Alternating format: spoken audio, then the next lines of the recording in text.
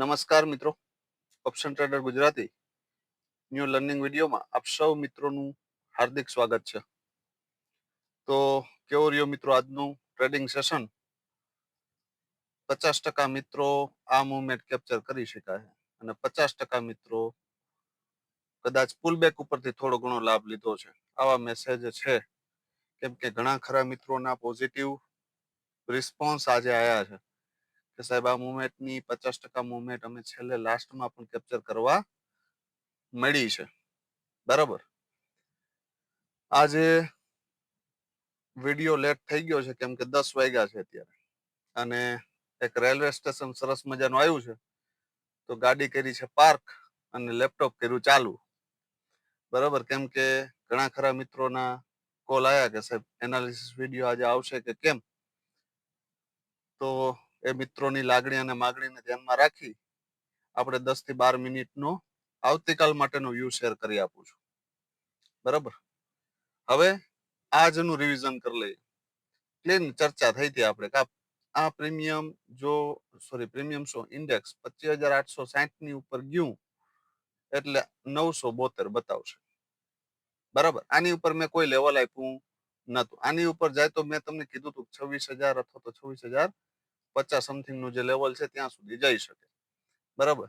પણ અહીંયા કન્ફર્મ ગયું તો સરસ મજાનો ઇન્ડેક્સની અંદર મૂવ હતો અને પછી માર્કેટ આખો દિવસ કેવું થઈ ગયું? સાઇડવેઝ. પ્રીમિયમ ઉપર નજર નાખી લઈએ કે ભાઈ એમાં શું થયું છે અને ત્યાર પછી આપણે જતા રહીએ આવતીકાલ માટે.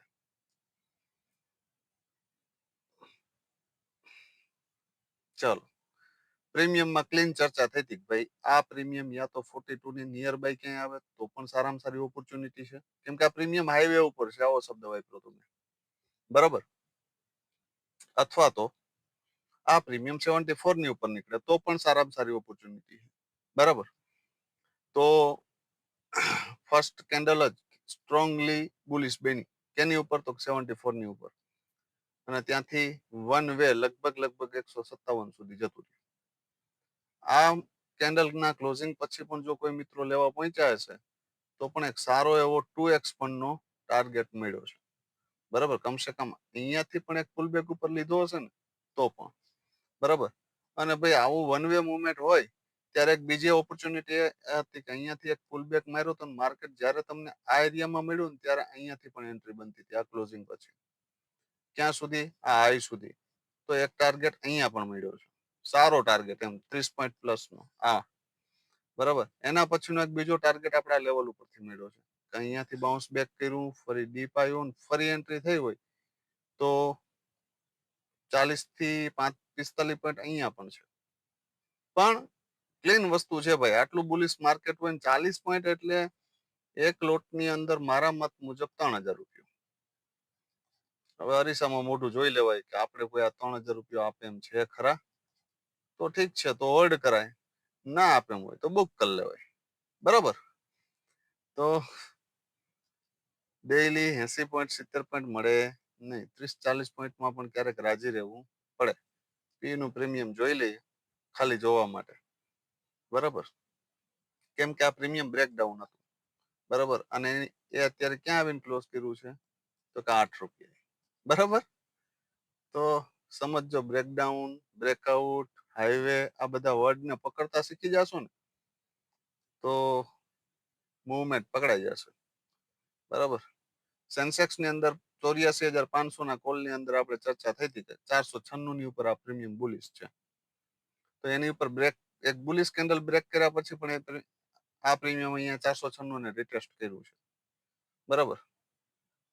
આની અંદર ક્વિક એન્ટ્રી કરવી પડે ભાઈ. આવી મુવમેન્ટ હોય ને ત્યારે આમાં ક્વિક એન્ટ્રી જ કરવી પડે કેમ કે આ બ્રેકઆઉટ છે. હાઈવે ઉપર હોય ત્યારે કોઈ પણ ગાડી રોકાય નહીં, સીધી જ જાય. બરાબર. તો સરસ મજાનો 661 અને એના પછી જો તમે બેઠા હશો તો લગભગ 800 સમથિંગ ના ટાર્ગેટ મળ્યા છે. બરાબર. તો એના પછી એક પુલબેક એરિયા ઉપરથી પણ એક સારી એન્ટ્રી હતી. બરાબર. આ બે એન્ટ્રી સેન્સેક્સ ની અંદર પણ સારી હતી. હવે જોઈ લઈએ કે ભાઈ આવતીકાલે શું થઈ શકે. મેન વસ્તુ એ કેમ કે આવતીકાલે નિફ્ટીની એક્સપાયરી છે. હવે જો ભાઈ માર્કેટ માટે આ જે રેન્જ છે ને આજે એ મહત્વની છે. આવતીકાલે ઉપર ટ્રેપ કરશે ને તો અહીંયા સુધી જ કરશે, આનાથી વધારે ટ્રેપ થશો નહીં. બરાબર. હાલની પોઝિશનની અંદર જ્યાં સુધી સેફ ટ્રેડરના લેવલ 26,056 આની ઉપર માર્કેટ ન નીકળે ત્યાં સુધી સેફ ટ્રેડરે અપસાઇડ માટે બુલિશ ન થવું. આની ઉપર એક 15 મિનિટની કેન્ડલનું ક્લોઝિંગ આવે અને ફરી તમને આ લેવલને રિટેસ્ટ કરતું દેખાય ને તો ઓપોર્ચ્યુનિટી. આ યાદ રાખજો. બરાબર. સ્ટ્રોંગ બુલિશ માટે વાત કરું છું. અને ટાર્ગેટ કયો તો કે 26,141. બરાબર. આટલું ક્લિયર. ડાઉન સાઈડ માટે સેમ સિચ્યુએશન. હા, અપસાઇડ માટે બીજી એક પોસિબિલિટી. એક તો મેં તમને આ કીધી છે કે આની ઉપર ક્લોઝ કરે તો અહીંયા સુધીના ટાર્ગેટ માટે, નાના એવા ટાર્ગેટ માટે બેસજો. બરાબર. પણ આની ઉપર એક કેન્ડલનું ક્લોઝિંગ આપે તો અહીંયા જે ટ્રેડમાં તમે એન્ટ્રી લીધી હોય ક્યાંય ડીપથી, તો એન્ટ્રી એનો ટાર્ગેટ તમને 20-30 પોઈન્ટ કે 40 પોઈન્ટ જે કંઈ પણ મળતા હોય અહીંયા બુક કરી લેવાના, શાંતિથી બેસવાનું, અને પછી તમને ડીપ મળે ને તો એન્ટ્રી કરવાની. બરાબર. આ અપસાઇડ માટેનો ફર્સ્ટ વ્યૂ. બીજો વ્યૂ, ધારી લ્યો કે આ પ્રીમિયમ ગેપ ડાઉન ઓપન થાય. ક્યાં? ધારી લ્યો કે આ એરિયામાં ક્યાંક ઓપન થયું ને અહીંયા બ્રેકડાઉન કર્યું અને ક્યાં સુધી આવ્યું તો કે 25,865 આ લેવલ સુધી. બરાબર. અને અહીંયાથી બાઉન્સ બેક કર્યું તો અહીંયાથી આપણે એન્ટ્રી નથી કરવાની. ફરી આની ઉપર ક્લોઝ કર્યું. કયા લેવલની ઉપર? તો કે 919 ની ઉપર એક 15 મિનિટની કેન્ડલનું ક્લોઝિંગ કર્યું અને ફરી તમને ડીપ લેવા મળે ને તો અહીંયાથી પણ બાય ઓન ડીપ. બરાબર. આ બે કન્ડિશન યાદ રાખજો. બરાબર. એટલે કાલે દુખી થશો નહીં. આ અપસાઇડ માટેની કન્ડિશન. ડાઉન સાઈડ માટે ધારી લ્યો કે માર્કેટ આ એરિયામાં જ ક્યાંક ઓપન થયું, ક્યાં? ઉપર, અને ફરી અહીંયા નીચે આવીને ક્લોઝ કરી દીધું. બરાબર. ક્યાં? આ ક્લોઝિંગની નીચે. બરાબર. યાદ રાખજો આ શબ્દ.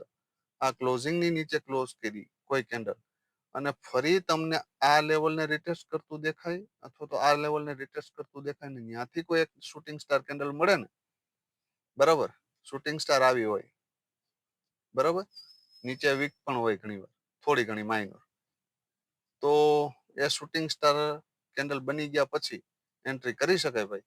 અને પહેલો ટાર્ગેટ તમારો કયો? 25,919 અને બીજો ટાર્ગેટ 25,865. બરાબર. આ ફર્સ્ટ અપસાઇડ થી. હવે ધારી લ્યો કે માર્કેટ ગેપ ડાઉન જ ઓપન થયું, ક્યાં? આ એરિયામાં. બરાબર.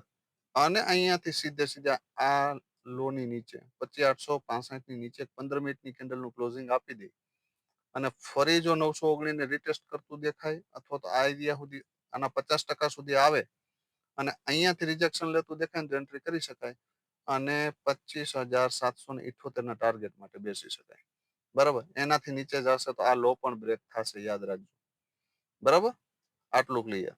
મતલબ આ 25,600 અથવા તો 25,700 સુધી આવી શકે. આ મગજમાં ક્લિયર એન્ડ કટ કરી લેજો. રેડી. હવે જોઈ લો ઇન્ડેક્સ. હવે ઇન્ડેક્સ ની અંદર શું થઈ શકે? સૌથી પહેલા પ્રીમિયમ ની અંદર સૌથી પહેલું પ્રીમિયમ છે 26,000 નો કોલ. આજનો આપણો જે કોલ હતો એ. હવે એક વસ્તુ યાદ રાખજો, market heavy gap up open થાય ને, હેવી મતલબ કે આ પ્રીમિયમ 150-160 ની આજુબાજુ ઓપન થાય ને તો જ આપણે આમાં ટોપ ઉપર એન્ટ્રી કરશું, નહીતર નહીં કરીએ. બરાબર. કેમ કે આ પ્રીમિયમ ની મારા મત મુજબ હવે રાઈટ વેલ્યુએશન અહીંયા છે. ક્યાં? 29, 25 થી લઈ અને 29. આ એરિયામાં ક્યાંય પણ સપોર્ટ લેતું દેખાય ને તો આની અંદર એક બેસ્ટ ઓપોર્ચ્યુનિટી છે. ફર્સ્ટ ટાર્ગેટ 60 ને બીજો આ ક્લોઝિંગ 85 તો આપી જ દેશે. બરાબર. પણ મોર્નિંગમાં ખુલતા આવે ધારી લ્યો કે આ એરિયામાં ક્યાંક ઓપન થઈ ગયું ઉપર થોડું ઘણું માઇનર. બરાબર. અને જો આ ક્લોઝિંગ ની આજુબાજુ આવીને સપોર્ટ લેતું દેખાય ને, ક્યાં? 85 ની આજુબાજુ, તો અહીંયાથી એક એન્ટ્રી કરી શકાય ને 116 ને બ્રેક કરી દે ને તો પેલો ટાર્ગેટ આ રાખજો 150. કયો? 150 પછી 180. કદાચ મારા મત મુજબ જો વધારે ગેપ અપ ઓપન નહીં થયું હોય ને માર્કેટ, ધારો કે આ જ એરિયામાં થયું ને, તો પછી અહીંયાથી ઉપર જશે ને તો પાવર અહીંયા સુધીનો જ રહેશે એના. બરાબર. આ ક્લિયર રાખજો. ફર્સ્ટ ટાર્ગેટ 150 અને બીજો 179. બરાબર. પણ ધારી લ્યો કે આ એરિયામાં ક્યાંક ઓપન થઈ ગયું હેવી ગેપ અપ અને ફરી જો આ લેવલને રિટેસ્ટ કરે 116 ને અને અહીંયાથી તમારી એન્ટ્રી થાય ને અને જો 179 ને બ્રેક કરી દે તો 230 અને 268 દૂર નથી. આ યાદ રાખજો. બરાબર, આટલું ક્લિયર. બાકી જો તમારી એન્ટ્રી મારા મત મુજબ 29 ની આજુબાજુ ક્યાંય થઈ જાય તો 116 સુધીના જેકપોટ ટાર્ગેટ પણ આની અંદર મળી શકે. It's my personal opinion. બરાબર, હું કોઈને બાય સેલ ની સલાહ આપતો નથી. બરાબર, એના પછીનો એક લાસ્ટ લેવલ છે 12 રૂપિયા, જેનો બેઝ છે. બરાબર, તો અહીંયા સપોર્ટ લેતું દેખાય તો પણ 60 સુધી જઈ શકે. બરાબર, સેન્સેક્સ એક્સપાયરી છે એટલે હીરો ઝીરો થઈ શકે. હવે જો જોઈ લ્યો, આનો સ્ક્રીનશોટ મારી લ્યો અને પી નું પ્રીમિયમ જોઈ ભાઈ એમાં શું થઈ શકે. પી નું પ્રીમિયમ પણ છે 26,000 નો પુટ, 26,000 નો પી. શું થઈ શકે આમાં? ભાઈ જો હાલની પોઝિશનમાં આ પ્રીમિયમ કેવું છે, બ્રેકડાઉન છે. બરાબર, આની પાસે નથી કોઈ બેઝ કે નથી કોઈ સપોર્ટ. બરાબર, હવે જ્યાં સુધી આ 58 ની ઉપર એક 15 મિનિટની કેન્ડલ નું ક્લોઝિંગ ના કરે ત્યાં સુધી આ પ્રીમિયમમાં વધારે કોઈ દમ છે નહીં. બરાબર, આટલું ક્લિયર રાખજો. 58 ની ઉપર એક 15 મિનિટની કેન્ડલ નું ક્લોઝિંગ કરે અને ડીપ લેવા મળે તો એન્ટ્રી કરી શકાય. ડે લો જે હોય, આવતીકાલનો જે ડે લો હોય એનો એસએલ મારી અને એન્ટ્રી કરી શકાય નિયર ડે લો. બરાબર, અને 58 ને પાછું ઉપર બ્રેક કરી દે ને એટલે પેલો ટાર્ગેટ 100. બરાબર, આટલું વિચારી શકાય. આની ઉપર નીકળે, એક 15 મિનિટની કેન્ડલ નું ક્લોઝિંગ આવે અને ફરી ડીપ આવે તો ઓપોર્ચ્યુનિટી. બરાબર, તો 138 અને 173 જઈ શકે. બરાબર, એનાથી ઉપર જાય તો 219. બરાબર, આટલું ક્લિયર એન્ડ કટ સમજો. ધારી લ્યો કે મોર્નિંગમાં આ પ્રીમિયમ 53-58 ની ઉપર ન નીકળી શકું તો પછી આ પ્રીમિયમની જગ્યા 23 થી લઈને 25 છે. બરાબર, આ મગજમાં ફિટ જ કરી લઉં. જો અહીંયા આવીને સપોર્ટ લે અથવા તો રેન્જ બનાવે, રેન્જ બનાવીને બ્રેકડાઉન થોડી માઇનોર કરે અને ફરી ઉપર નીકળે 23 ની ઉપર તો ફર્સ્ટ ટાર્ગેટ 58, સેકન્ડ 100 અને વધારે ટાઈમ રહી 1.5-2 વાગ્યાની આજુબાજુ અહીંયા પહોંચી ગયું હોય તો આની ઉપર પણ જઈ શકે. બરાબર, 138 ઉપર પણ ટાઈમ ઉપર આધાર કે કેટલા વાગે આ રેન્જ નો બ્રેકઆઉટ કરી બ્રેકડાઉન કરીને બ્રેકઆઉટ કરે છે.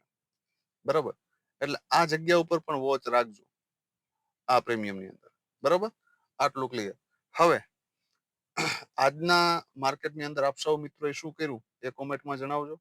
વિડીયોને વધુમાં વધુ શેર કરજો, લાઈક કરજો અને કોમેન્ટ કરવાનું ચૂકશો નહીં. આપના જે પણ સ્ટોક માર્કેટનું કામ કરતા હોય, બરાબર, મતલબ કે ઓપ્શન ટ્રેડિંગ કરતા હોય તે મિત્રો સુધી આ વિડીયો ખાસ પહોંચાડજો. કમસે કમ એને કે એટલી સલાહ આપજો કે જોજો, જો તમને સારું લાગે તો અને તો જ તમે આને અનુસરવાનો પ્રયત્ન કરવો. એટલે આવા મિત્રો સુધી જો આપણો વિડીયો પહોંચશે તો બને ત્યાં સુધી આપણા ગુજરાતી ભાઈઓ ઓવર ટ્રેડિંગ થી બચી શકશે. બરાબર, તો કેવું લાગે છે એનાલિસિસ એ પણ કોમેન્ટમાં જણાવજો. આજે શું કર્યું એ પણ જણાવજો. બરાબર, વિડીયોને વધુમાં વધુ લાઈક કરજો, શેર કરજો અને ચેનલને સબસ્ક્રાઇબ ના કરી હોય તો કરી લેજો. આવતીકાલે ફરી મળીશું નવા વિડીયોમાં. ત્યાં સુધી જય માતાજી, હર હર મહાદેવ.